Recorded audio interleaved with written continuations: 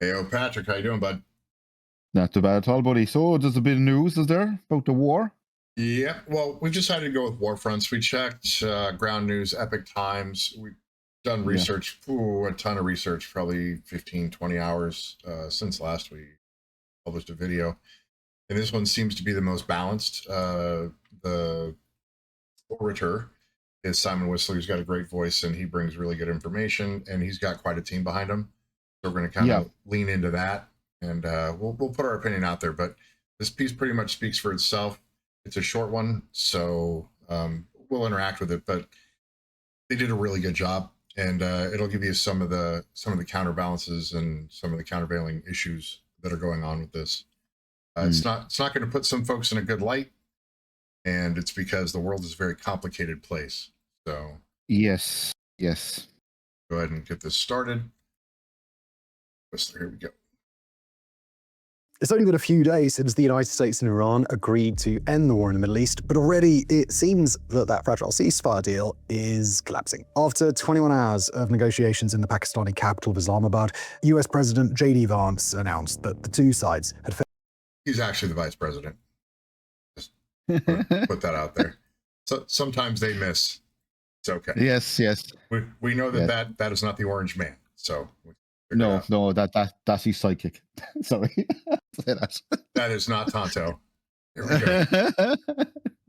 Shortly afterward, Donald Trump issued his newest ultimatum, quoting, "Effective immediately, the United States Navy, the finest in the world, will begin the process of blockading any and all ships trying to enter or leave the Strait of Hormuz."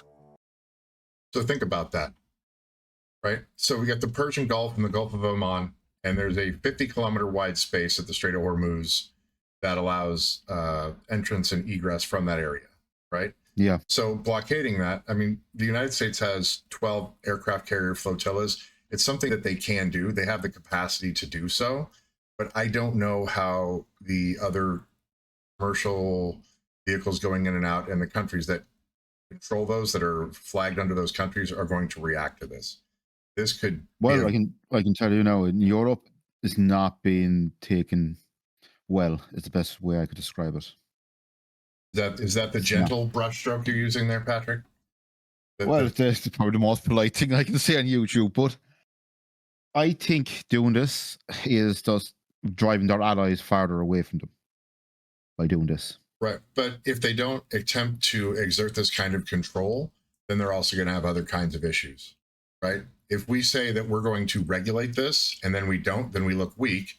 But then if we go to regulate it, then we're going to be seen as overbearing, right? So it's a delicate balance. And I don't think that this administration is worried about delicate balances at this point.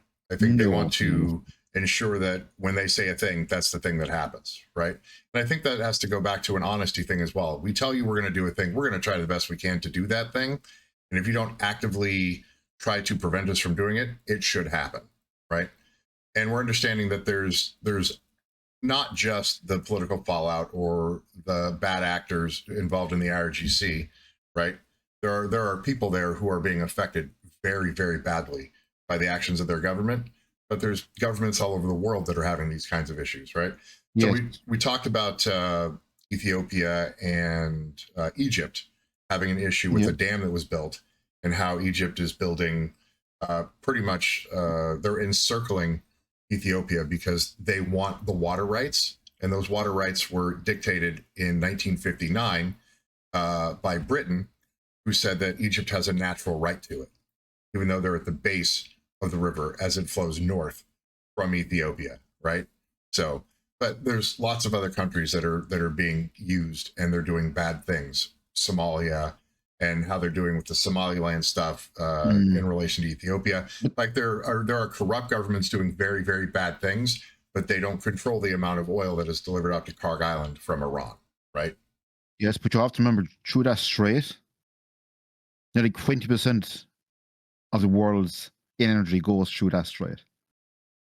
Right. And by the way, most of it goes to us in Europe. Just bear that in mind as well.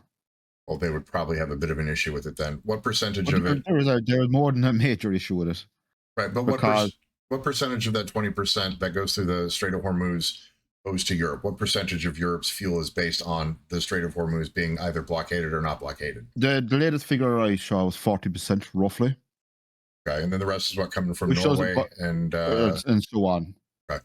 But I think the problem is this is driving fuel prices up across the world. By the way, this is affecting everyone. It is.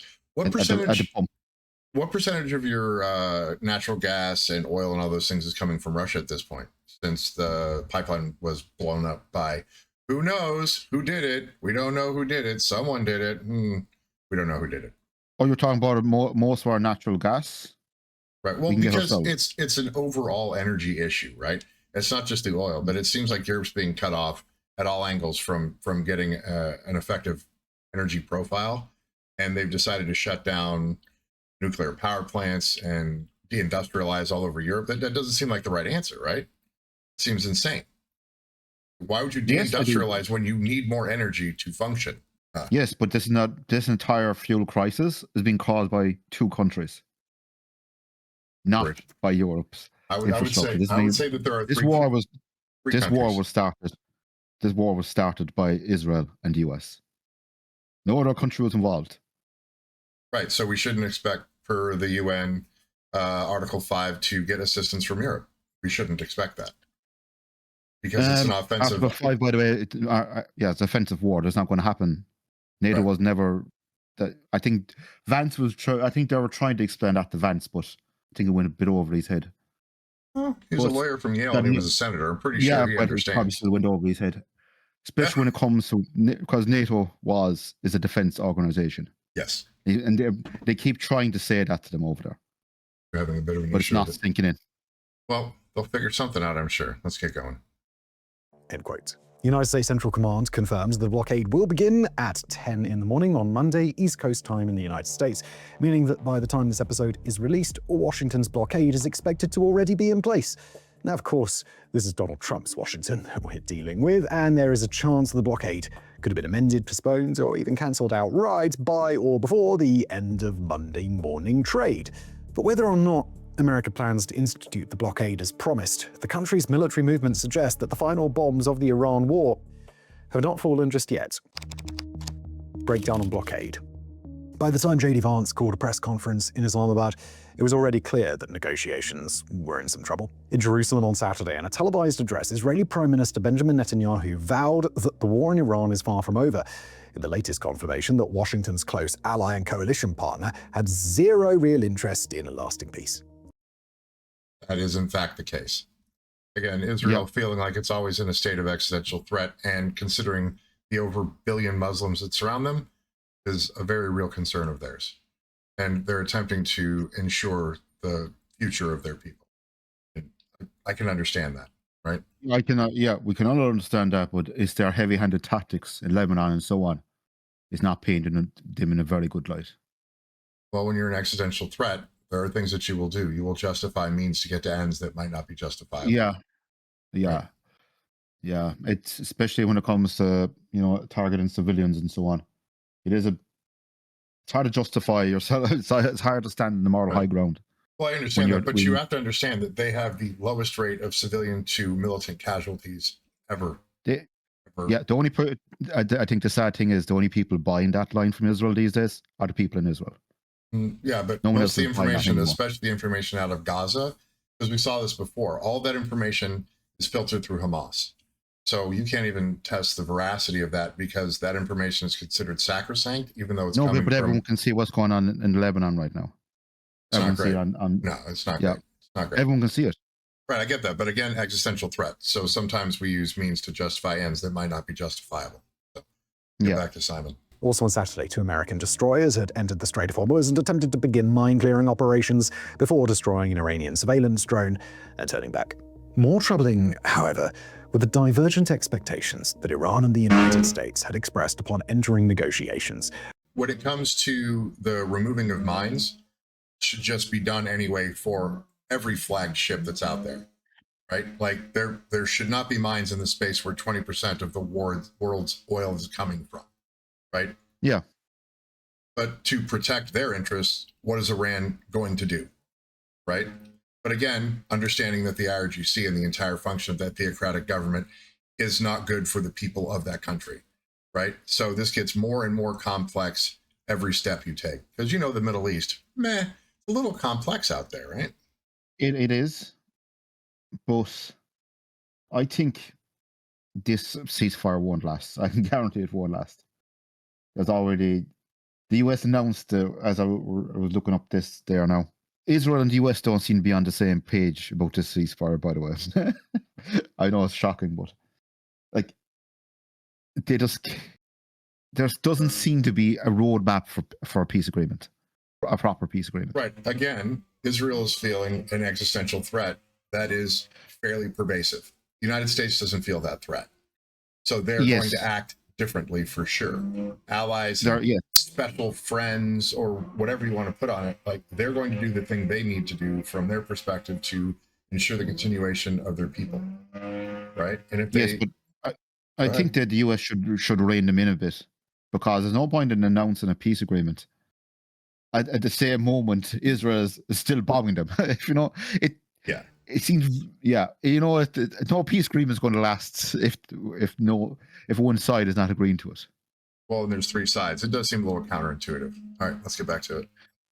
Revealing positions that were quite clearly going to be difficult to reconcile, if not totally impossible. After J.D. Vance and his Iranian counterparts explained that talks have failed, Vance quickly made clear that there should be no remaining hope of a quick breakthrough. Instead, he and his fellow US negotiators departed Islamabad immediately, leaving no high-ranking US envoys on site, even to attempt further discussions. In the hours following the breakdown, various reports confirmed that the two sides' negotiation positions were indeed too far apart to have any real chance of success. According to well-connected journalist Barak Ravid, reporting what he was told by an anonymous US official, America had insisted that Iran end its funding for proxy groups abroad, fully open the Strait of Hormuz without charging tolls for passage, and surrender its high-enriched uranium, while ending all future nuclear enrichments. Several mainstream outlets in the Iran absolutely cannot accede to that demand. They can't, not to maintain the government style that they currently have. Right? Like that's not going to happen. I mean, it seems reasonable from the rest of the world's perspective. Don't make nuclear bombs, open up the Strait of Hormuz, and stop. But Iran's like, well, we can't do that. We can't stop. We already have the uranium enriched to the appropriate point where we can make nuclear weapons. Now we just need delivery systems, right? So once you get it up, that's 20%. There isn't a use for that to be powered. About 6 months ago, Trump announced that he took out their capabilities of launching nuclear weapons. You've seen the topography of Iran. Yes, but what I'm saying is, but I don't see Iran is not going to give up their only ace in the hole. You could say they're not going to do that. No, they're not going to do that. But the problem is then they're going to force this conflict. And as you said before, this is the place where empires go to die, right? Regardless of who's in charge. But the thing is, if we keep pushing the Iranian people might say, "Look, we can do this on our own." Obviously, they can't. At least not since 1979, right?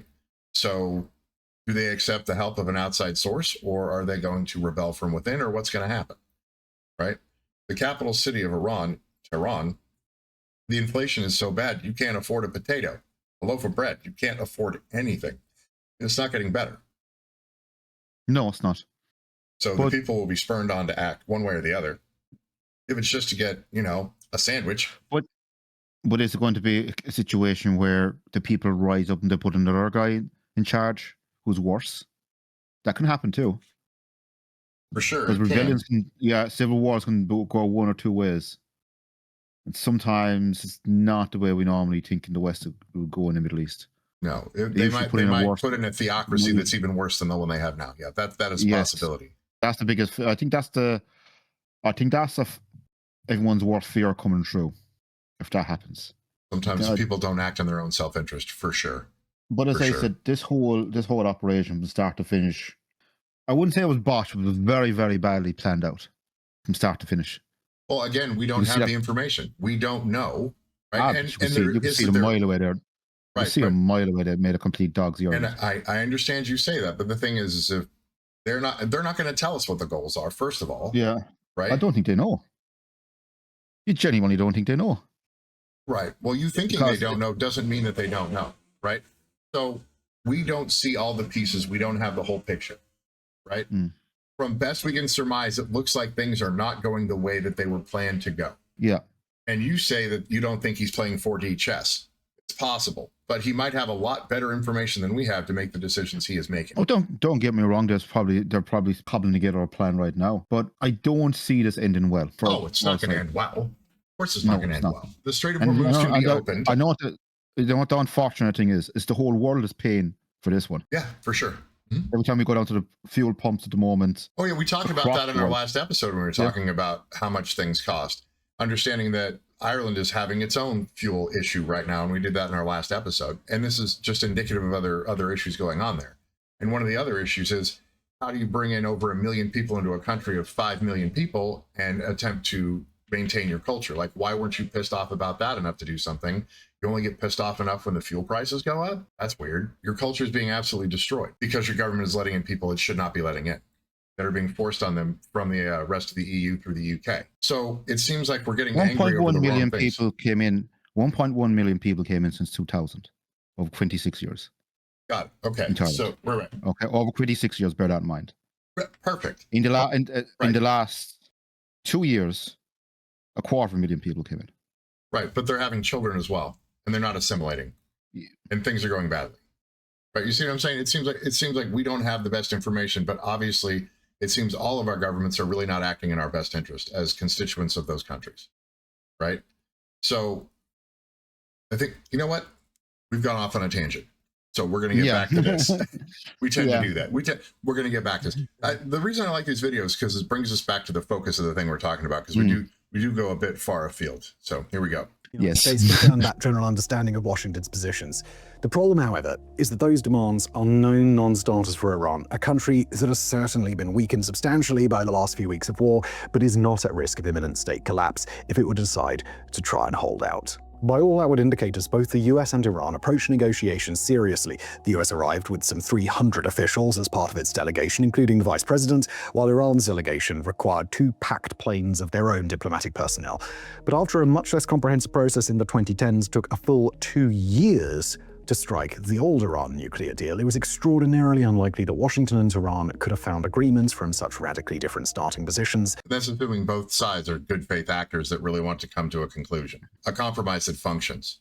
When you tell Iran, all of your aces in the hole, as you said before, need to be tossed out, and we will let you back on the world stage.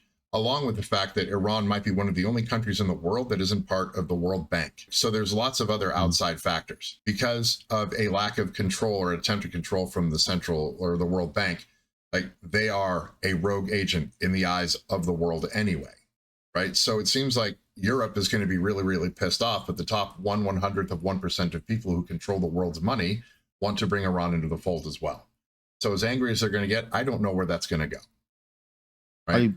I see where you're going with that, but I think the saddest part about all of this is there's going to be no quick fix to it. Oh no, not this time around. There's not. No, even as you pointed out there, took over 2 years for the last deal to be hammered out under Obama at that time, and it'll probably take equally as long this time around as well to hammer out some kind of deal. But what do we do in the meantime? Suffer. You know what I mean? We're going to suffer. But the thing is on the world stage, it's almost impossible to accept them having nuclear weapons. When your country says we will kill the Western world, we will destroy the big Satan in the United States and destroy the small Satan in Israel, I believe them. I believe that they mean what they say. And if someone tells you, I will kill you, they're very hard to negotiate with, right? If you and I were to sit down over a beer and I said, look, bro, I'm going to kill you. If you give me the means to kill you, I'm going to kill you. Your position is, whoa, well, then I'm just not going to give you the means to kill me, and let's have a different kind of conversation. But in the background is always, I will kill you. Give me the opportunity, and I will kill you. Right? It's a bad bargaining position from the rest of the world's perspective when they say that. I choose to believe the things that they say are things that they believe to be truth. Right? Yeah. And if they're saying that and they mean it, and I put the weapon in their hand that can kill me, they will kill me. Yeah, if I'm anywhere in the Western world. At this stage, Iran's capability is very much reduced.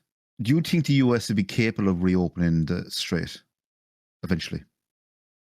We have 12 aircraft flotillas. We have the 2 biggest navies on the are the two biggest air forces on the planet. One in the United States Air Force, one in the U.S. Navy. If we really wanted to, we could do the thing, right? But the problem is we would look absolutely way heavy-handed. We could do the thing. The problem is even though we have the best expeditionary forces in the world, we cannot handle two theaters at once. So if we become committed in Iran and we put all of the land forces there, what's the next thing that happens? Dominoes fall, probably Taiwan, right? Probably Taiwan. And there's lots of funny things going on over there with that, right? But with the fuel reduction, the massive flyovers of the PRC over Taiwan have been severely reduced, right? So there's a lot going on the world stage. China is running out of dinosaur juice like a champ. They're not doing well with it. So it's actually in China's best interest for the Strait of Hormuz to open up, right? Because they won't be able to continually have a military campaign of their own if they don't get the fuel, right?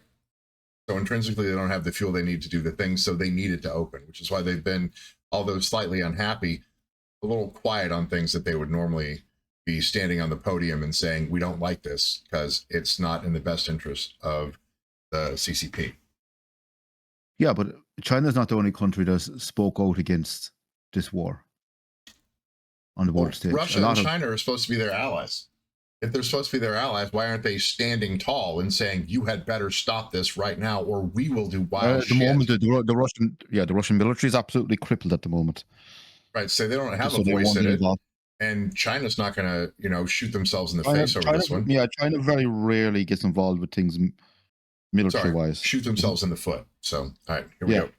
Here we go. In the span of less than 24 hours. Immediately following the breakdown, Donald Trump threatened what would have been a radical escalation, calling on the US Navy to blockade all ship traffic going in and out of the Strait of Hormuz. Much like Iran's conduct during the war, a full blockade of the strait would have stopped all traffic moving in and out of the Persian Gulf, including ships on journeys that have nothing to do with Iran. Trump extended the threat past the strait too, stating that he had, quote, instructed our Navy to seek and interdict every vessel in international waters that has paid a toll to Iran. No one who pays an illegal toll will have safe passage on the high seas. End quote.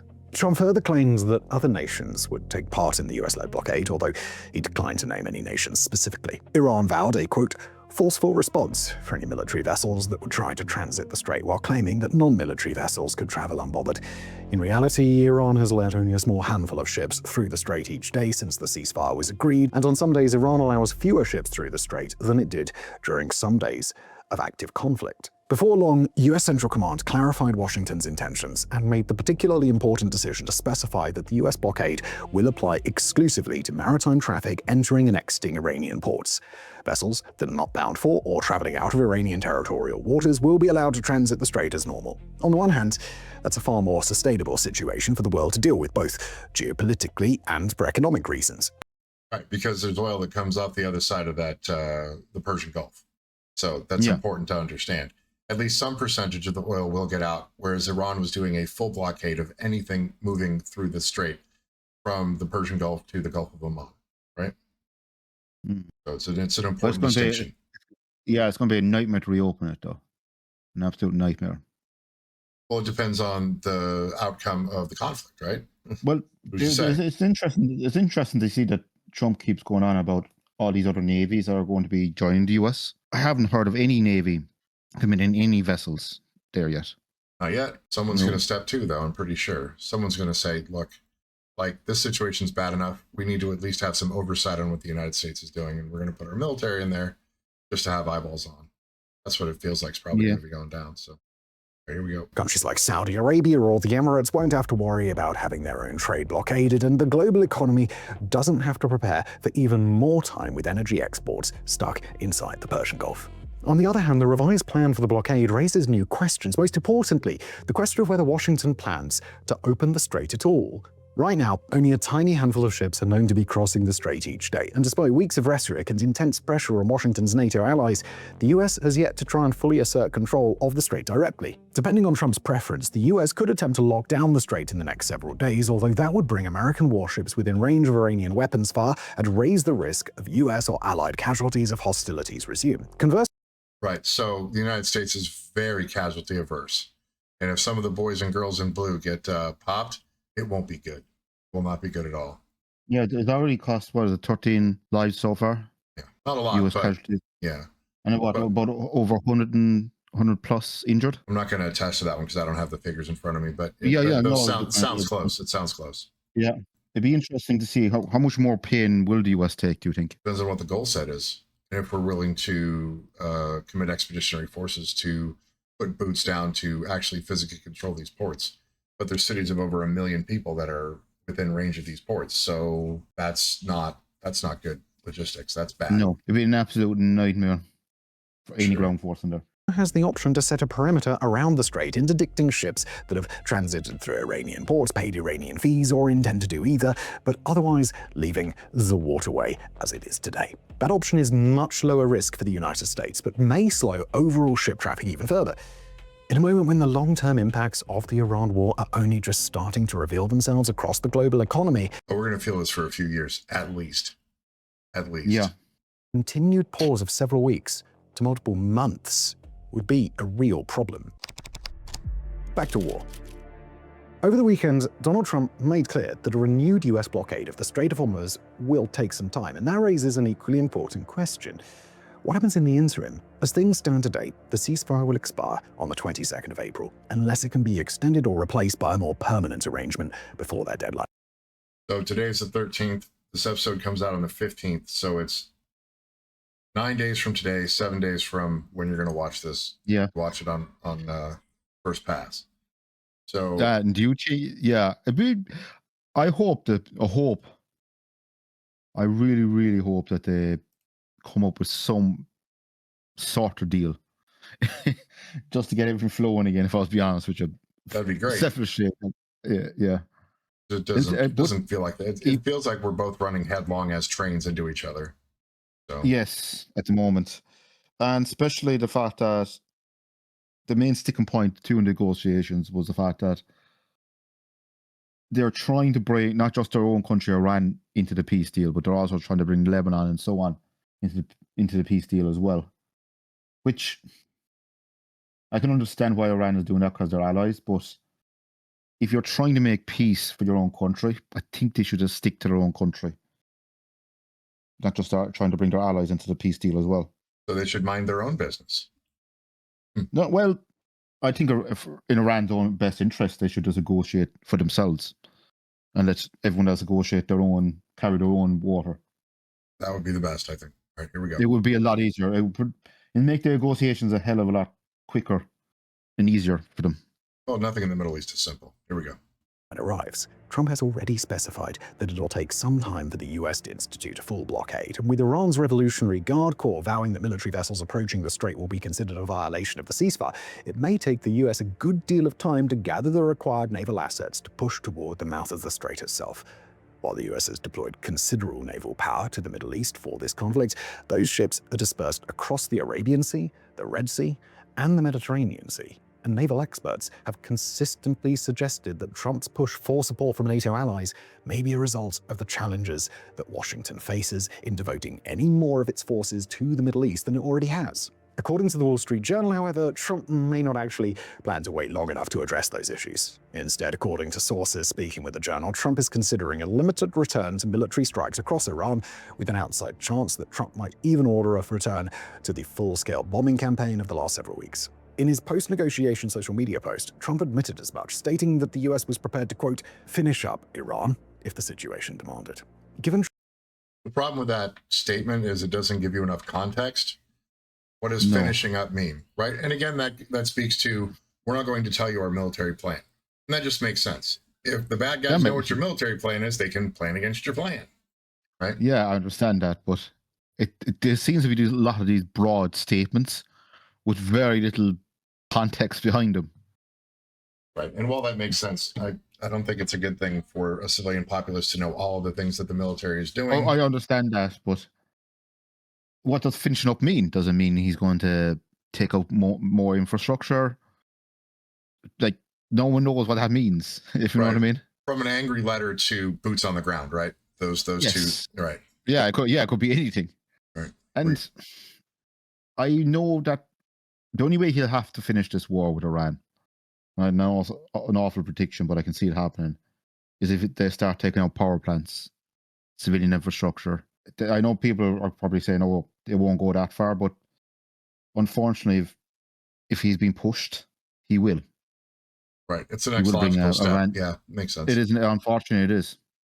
That's the sad thing about it. Trump's prior willingness to strike Iran during negotiations on multiple occasions, there is a significant chance that the US could return to strikes without warning, including while the temporary ceasefire arrangement is still technically in place. Trump has also floated strikes against Iranian energy infrastructure, in line with the threats that he made just before the current ceasefire was agreed. But right now, it's not clear that a renewed air campaign would lead to any change in Iran's negotiating stance. Tehran insiders speaking to the global press have consistently suggested a divide between Iran's civilian leadership and the leadership of the Revolutionary Guard Corps. The civilian leadership is pushing hard for an extended ceasefire, right, and the IRGC doesn't want that because then they lose the power.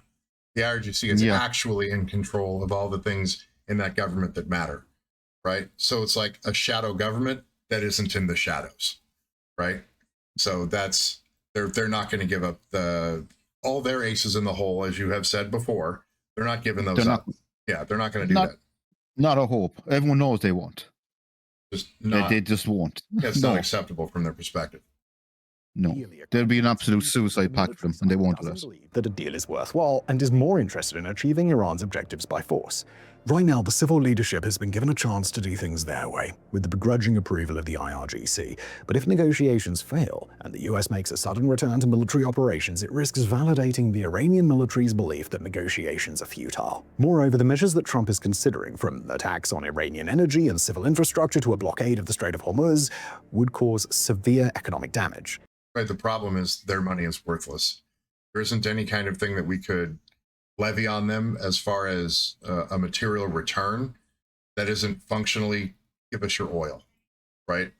Anything else is worthless from them right now because their currency is, well, worthless, right? Do you think the US will go ahead with strikes on civilian infrastructure? I don't know if they'll do it before or after the 22nd. Yeah. So, but that gives them time to get more Navy assets out there as well. So, just it depends again on the Secretary of War and what suggestions as far as courses of action he hands to the President of the United States. Yeah.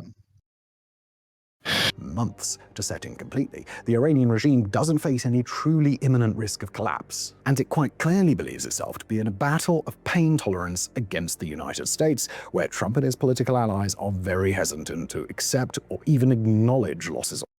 A very, very bad international game of chicken. It's not good. No. It's the trains running up against each other, right? All right, here we go. Setbacks. Iran, and particularly its military, appears to be willing to accept the prospect of economic catastrophe a few months from now if it means that they'll get the chance to inflict short-term costs on the US that eventually drive it out of the conflict. Zoom out a little bit from the rhetoric of the last several days, and Washington's actions speak for themselves.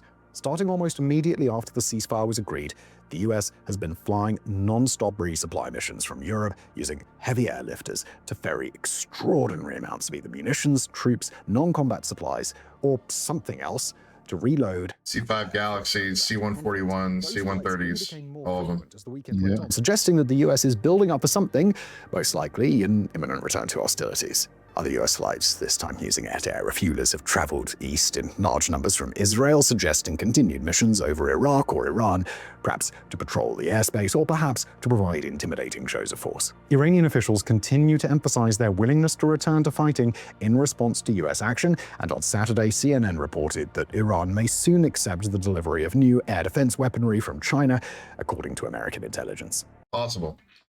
So that is Simon Whistler. The author of that one was Evan Maloney. Very well done. Yeah, that's why I said it was the most balanced one out there. Yeah, we'll go ahead and put a link to this video in there so you guys can watch it without being interrupted by the A&P gents. Both good, both good. We even though we did go a small, even though we did go a small bit off tangent, we were off target a little bit. It's all right though, but good fun and good interaction. Yeah. We are going to be doing more stuff on the fuel issues in Ireland.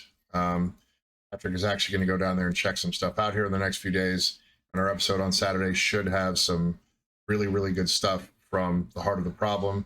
Whitegate should have been handled by then, but there's been some developments there that I think are worthy. But we're going to give them a couple days. I put together a column from basically I put together kind of a dossier of clips that we'll be looking over for Saturday's episode. Pretty shocking images. I'll put that with you. Do me a favor. Go down to Cork City, have a pint, check things out. Let us know. All right, Patrick? If something bad goes down in California, I'll do that for you. You take one for the team, will you? Oh, for sure. Sure. Yeah, no bother. Go on for a couple of pints again. In payment, I'll tell you what I'll do. I'll take you on the Napa wine tour on the train. What do you say?